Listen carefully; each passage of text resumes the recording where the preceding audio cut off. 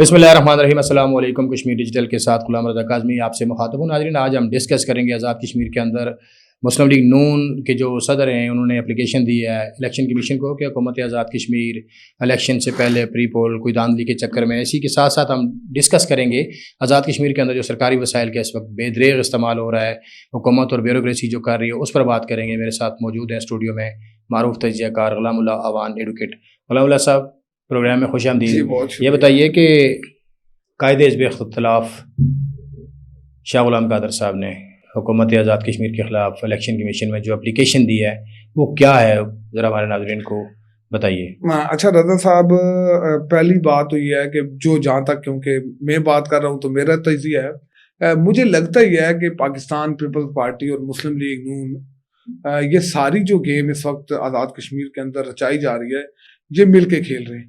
ये अलग बात है कि इस हद तक इनको कुछ इनके अंदर इख्तलाफात ज़रूर पाए जाते हैं कि जिस तरह आपने कहा कि जो शाह गुलाम कादर साहब हैं, प्रेसिडेंट हैं मुस्लिम लीग नून के, उन्होंने इलेक्शन कमीशन में एक दरख्वास्त दी है कि जो हुकूमत आज़ाद कश्मीर है वो जो इलेक्शन है उसको क्रैश करने के लिए प्री पोल रैगिंग कर रही है। और उस हवाले से उन्होंने जिक्र किया कि मनपसंद लोगों की तकर्रियाँ की जा रही हैं, जैली तकर्रियाँ हो रही हैं, स्कीमें बांटी जा रही हैं, फंड्स का बेदरेग इस्तेमाल किया जा रहा है। लेकिन मैं समझता हूँ कि अगर अपोजिशन लीडर चाहें तो बहुत सारी चीज़ें दुरुस्त भी हो सकती हैं। लेकिन यहाँ पे जो अच्छी बात हुई है वो ये हुई है, क्योंकि अभी तक रज़ा साहब एक बात है कि आज़ाद कश्मीर जो इलेक्शन कमिश्नर हैं तो उन्होंने इस तरह की कोई पाबंदी आयद नहीं की है। अभी हुकूमत के ऊपर ऐसी कोई पाबंदी आयद नहीं है, उनकी हुकूमत चल रही है और हुकूमत का वक्त अभी बाकी है। लेकिन मैं ज़ाती तौर पर भी ये समझता हूँ कि ये उनका जो इल्ज़ाम है ये मतलब बिल्कुल इस वक्त आज़ाद कश्मीर के अंदर जो हुकूमत है तो वो बिल्कुल इस वक्त जो 6 माह की उनको हुकूमत मिली है, उन्होंने कोशिश की है कि पूरी जो रियासत है तो उसको जियालाइज़म में बदल दिया जाए। और उन्होंने अल्लाह का नाम लेके बिम्बर से लेके मीरपुर से लेके जेलम वैली तक उन्होंने अपना कोई बंदा छोड़ा नहीं है कि जिसको हुकूमती ख़जाने से किसी को अगर जॉब नहीं मिली तो उसको स्कीम मिली है, जिसको स्कीम नहीं मिली उसको तकर्री मिली है, जिसको तकर्री नहीं मिली उसको तबादले के हवाले से अकोमोडेट किया गया। लेकिन इस वक्त जो पूरी रियासत है वो मैं ज़ाती तौर पे समझता हूँ कि जो शाह गुलाम कादर साहब के इल्ज़ामात हैं ये 100% दुरुस्त हैं। और इस वक्त जो आज़ाद कश्मीर का जो आमदा इलेक्शन है उसको मुतनाज़ा बनाया जा रहा है। और जिस तरह की हरकतें पाकिस्तान आज़ाद हुकूमत बना रही है, वज़ीर आज़म आज़ाद कश्मीर बना रहे हैं, उनके वज़रा बना रहे हैं, सरकारी वसाइल को इस तरह लूटा जा रहा है जैसे अल्लाह ना करे कि वो मतलब उनकी मलकियत है, ज़ाती मलकियत है, कोई देखने वाला नहीं है, कोई पूछने वाला नहीं है। आप देखें कि आपको सरकारी गाड़ियाँ जो है वो रात की तारीकी में भी आपको जो है वो हल्कों में नजर आती हैं। सरकारी गाड़ियों उस पे बाद में आते हैं। नहीं, मैं आपको बताता हूँ, प्री पोल रैगिंग बता रहा हूँ आपको कि सरकारी वसाइल के ऊपर आपकी इलेक्शन कैंपेन हो रही है, आपकी रैलियां हो रही हैं, आपके जलसे हो रहे हैं, आपके हल्के के जुमला मामलात हो रहे हैं। एक वजीर साहब अपने हल्के में जाते हैं, 20 उनके साथ गाड़ियां होती हैं। रज़ा साहब मतलब एक, क्योंकि जो इलेक्शन होता है ना, इलेक्शन में एक बात की जाती है कि तमाम जो स्टेक होल्डर हैं उनको बराबरी के मौके मिलने चाहिए और मौके होने चाहिए ताकि वो अपनी मर्जी के मुताबिक करें।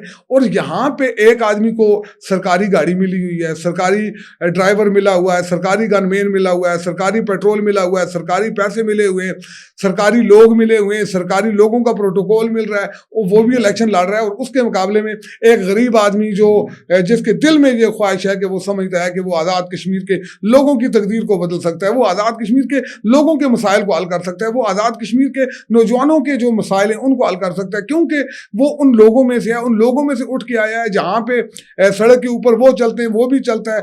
अब उसका मुकाबला आप एक ऐसे बंदे से जिसके पास फॉर्च्यूनर सरकार की है, वसाइल सरकार के, मामला सरकार के, तो अगर आप उन दोनों का मुकाबला करवाते हैं या आप उन दोनों का मुआवजा करते हैं तो रज़ा साहब आप क्या समझते हैं कि ऐसी सूरत हाल में ये करप्शन नहीं है, या ये जो शफाफ इलेक्शन की जो बात हो रही है, क्या ये वाकई ऐसी सूरत हाल में कि जब दोनों की सारी चीज़ें अलग अलग हैं तो ऐसी सूरत में क्या जो इलेक्शन होगा तो क्या वो मुनसिफाना होगा? ग़ुलामुल्लाह साहब, मुझे यहाँ ये बताइए, आपने कहा कि जो इलेक्शन होगा मौजूदा सिचुएशन के अंदर तो वो मुनसिफाना नहीं हो सकता, आपका यही स्टॉन्स है नहीं ऐसी सूरत हाल में? यस, मुझे ये बताइए सर, الیکشن کمیشن تو اس وقت پابندی لگا سکتا ہے جب وہ شیڈول دے گا، شیڈول کے ساتھ ایک ضابطۂ اخلاق دے گا کہ آپ تقرریاں نہیں کر سکتے، آپ ترقیاتی اسکیمیں نہیں دے سکتے. اب جب کہ ابھی تک اناؤنس نہیں ہوا شیڈول، اس سے پہلے تمام ایم ایل ایز کو برابری کی بنا پہ فنڈز دے رہی ہے گورنمنٹ. وہ تو اپوزیشن کے ایم ایل ایز کو بھی فنڈز مل رہے ہیں. تقرریاں اب ان کی چٹیں آ رہی ہیں، ہر حلقے میں جو ایم ایل اے ہے وہ اپنی مرضی سے بندے لگا رہا ہے. یہ حکومت کا اور ان کی کوئی جوائنٹ وینچر ہے، میچ فکسنگ ہے، یا یہ کیا ہے؟ اس کو ذرا ڈیفائن کیجیے. یہ وہ سوال ہے کہ جو سوال میں ابتدا سے سوچ رہا تھا کہ بنیادی طور پہ آپ دیکھیں کہ آزاد کشمیر کے وسائل کو اپوزیشن اور حکومت کے لوگ برابر جو ہے نا وہ خرچ کر رہے ہیں. سارا کچھ جو انوار الحق کی حکومت تھی اس میں جو لوگ وزیر مشیر تھے، کیونکہ وہاں تو سارے وزیر مشیر ہی تھے اور تو کوئی بندہ تھا نہیں، ایک بندے کی بھی گاڑی آج تک واپس نہیں ہوئی. وہ گاڑیاں آج بھی جو ان کے اندر فیول پڑتا ہے وہ حکومت آزاد کشمیر کے پیسوں سے پڑتا ہے. تمام جو ایم ایل اے ہیں جو حکومت کا حصہ نہیں ہے، چاہے وہ اپوزیشن میں بیٹھے ہوئے ہیں یا حکومت میں بیٹھے ہوئے، سوائے چند لوگوں کے، اگر چند لوگوں کو ہٹا دیا جائے تو تمام لوگوں کے پاس سرکاری گاڑیاں موجود ہیں، سرکاری ڈرائیور موجود ہیں، سرکاری فیول موجود ہے. اور ایسی صورتحال میں آپ ایک کامن آدمی کے مقابلے میں ان لوگوں کو جب ڈسکس کرتے ہیں تو کامن لوگوں کے اندر ان لوگوں کو دیکھ کے احساس محرومی پیدا ہوتی ہے. اور سوال یہ پیدا ہوتا ہے کہ اگر یہ مطلب حکومت اور اپوزیشن مل کے اگر میچ نہیں کھیل رہے ہیں، اگر یہ ان کی میوچل انڈرسٹینڈنگ نہیں ہے، اگر کیونکہ لوگوں کا یہ خیال ہے کہ پاکستان پیپلز پارٹی اور جو مسلم لیگ نون کے لوگ ہیں آزاد کشمیر کے اندر تو یہ فرینڈلی کام چلا رہے ہیں. تو اگر ایسا نہیں ہے تو پھر جو لوگ حکومت کا حصہ نہیں ہے، جنہوں نے پرائم منسٹر کو ووٹ نہیں دیا یا ووٹ دیا بھی تو وہ ان کی حکومت کا حصہ نہیں ہے، تو ان لوگوں کے پاس یہ ساری چیزیں کیسے ہیں؟ جبکہ اس سے پہلے تو کبھی بھی آزاد کشمیر کی تاریخ میں کبھی ایسے نہیں ہوا کہ جو ایم ایل اے ہے یا جو اپوزیشن میں ہے اس کو بھی گاڑی ہو، اس کے پاس بھی ساری چیزیں ہوں. تو میں 5-6 ایسی میں نے گاڑیاں دیکھی کہ جن کے بارے میں میرا یہ خیال تھا کہ یہ تو بڑے باصول قسم کے لوگ ہیں، ان کے یہ تو مین آف پرنسپلز ہیں، اور انہوں نے تو جس دن انہوں نے حکومت چھوڑی ہوگی تو یقینی طور پہ انہوں نے جو گاڑیاں ہیں تو وہ بھی حکومت آزاد کشمیر کو واپس. صاحب مجھے یہ بتائیے، یہاں یہ بتائیے کہ محکمہ جو ٹرانسپورٹ ہے، سروسز ہے، اس نے کچھ لیٹرز بھی لکھے تھے کچھ ایم ایل ایز کو، اگر آپ کو یاد ہو ہم نے گزشتہ ماہ بھی اس پہ بات کی تھی. اس کے باوجود بھی وہ گاڑیاں واپس نہیں کر رہے. وہ اتنے طاقتور ہیں یا حکومت کی طرف سے سافٹ کارنر ہے؟ رضا صاحب مسلم لیگ نون کے ایک رہنما ہوا کرتے تھے مشاہد حسین، وہ نہیں وہ فوت ہو گئے ہیں، پتہ نہیں، مشاہد اللہ خان صاحب. وہ کہا کرتے تھے کوئی شرم ہوتی ہے، کوئی حیا ہوتی ہے، اور جب کسی کے اندر شرم اور حیا باقی نہ رہے نا تو میں سمجھتا ہوں کہ وہ ناقابل اصلاح ہو جاتا ہے. اور اس وقت آزاد کشمیر کے اندر جن لوگوں کے پاس سرکاری گاڑیاں ہیں، عہدے نہیں ہیں یا وہ اس پوزیشن پہ نہیں ہے، تو ان کو ذاتی طور پہ یہ حیا کرنا چاہیے تھا کہ ان کو وہ وسائل واپس کر دینا چاہیے تھا. لیکن آپ نے کہا نا کہ ٹرانسپورٹ پول نے کوئی لیٹر لکھا ہوا، اور رضا صاحب کیسی باتیں کرتے ہیں. کون سے لیٹر؟ انہوں نے تو کہا تھا کہ جو حکومت کے اندر لوگ ہیں ان کے پاس جو 2-2 3-3 گاڑیاں ہیں وہ واپس کریں.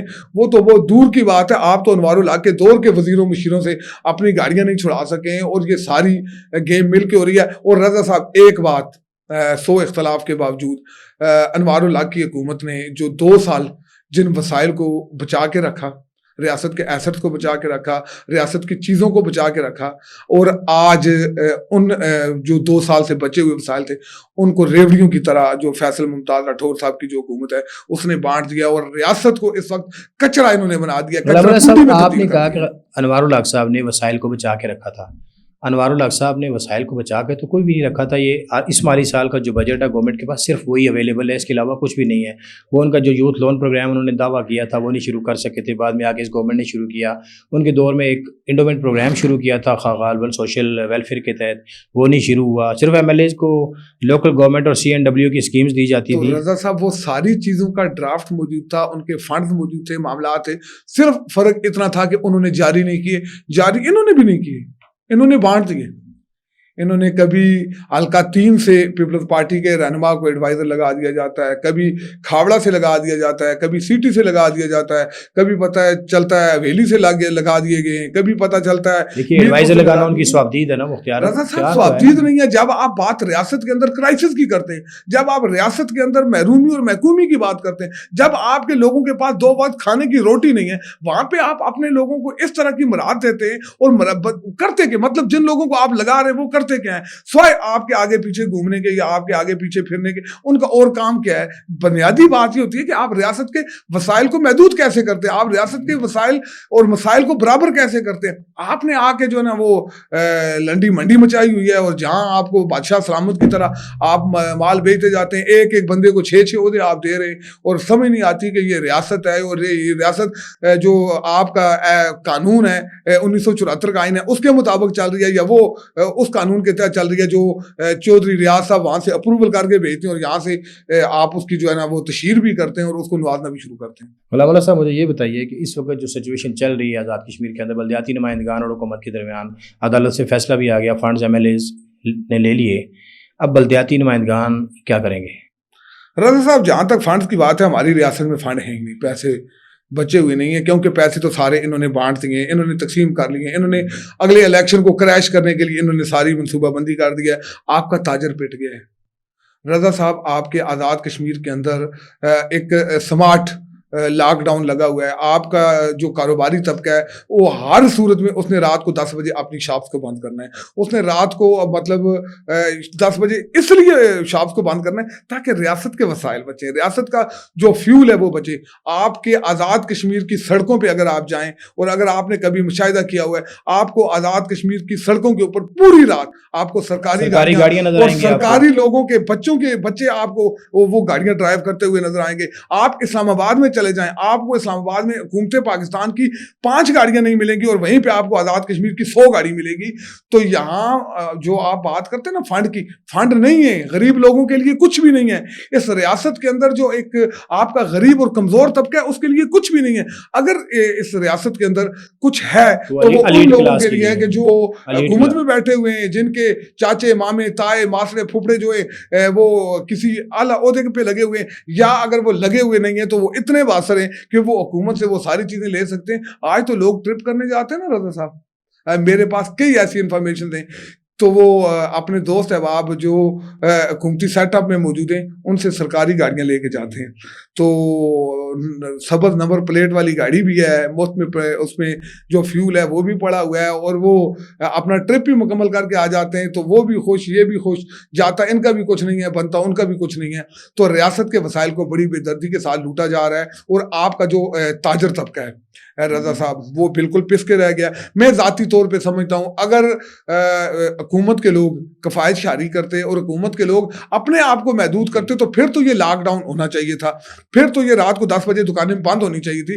لیکن اگر آپ کے پروگرامز جو ہیں آج بھی پیل کنٹیننٹل ہوٹل میں ہو رہے ہیں, آپ کے جو حکومتی آپ نے اتنے بڑے بڑے ہالز بنائے ہوئے ہیں, اتنے بڑی بڑی بلڈنگز بنائی ہوئی ہیں, ان کے بجائے آپ کے پروگرام جو ہے وہ ہوٹلوں میں ہو رہے ہیں, آپ کی گاڑیاں جو ہے وہ سڑکوں پہ ہیں, اور عوام کو آپ نے مصیبت لگائی ہوئی ہے. 10 بجے کے بعد آپ گھر سے باہر نہیں نکل سکتے. بالکل اگر عوام کو کے لیے کہ آپ نے مطلب قانون بنایا ہے تو اپنے لیے بھی کوئی تھوڑی سی چیزوں کو سیٹل ڈاؤن کر لیں. اور حکومت کا مطلب یہ نہیں ہوتا کہ آپ لوٹ مار کر کے چلے جائیں. اور اگر یہ فیصل ممتاز راٹھور صاحب کی بھی بات کروں, ان کے جو والد صاحب ہیں ان کا ایک نام تھا ریاست کے اندر, اور ان کے والد صاحب کی وجہ سے لوگ ان سے کچھ اور چیزیں ایکسپیکٹ کر رہے تھے.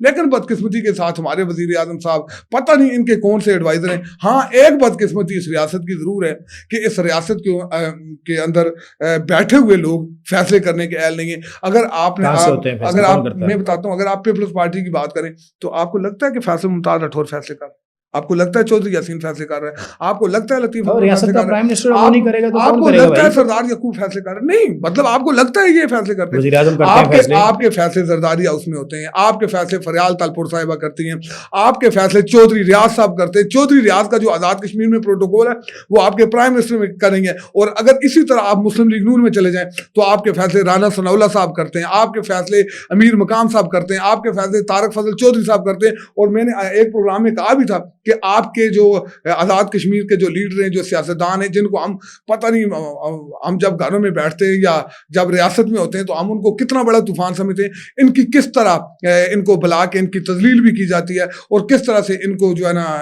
ڈیل کیا جاتا ہے. کس ریاست مطلب کن لیڈروں کی بات کرتے ہیں, کن سیاستدانوں کی بات کرتے ہیں. ہمارے اوپر مسلط وہ لوگ ہیں کہ جو لوگ خود مطلب ایک آدمی ہے جو آزاد کشمیر کا اس وقت جو ہے نا ان ساؤنڈ کنگ ہے, बेताज बादशाह बना हुआ है, लेकिन उसकी अपनी ذاتی حیثیت یہ ہے کہ وہ زرداری ہاؤس کا انچارج ہے, اس کی کوالیفیکیشن یہ ہے.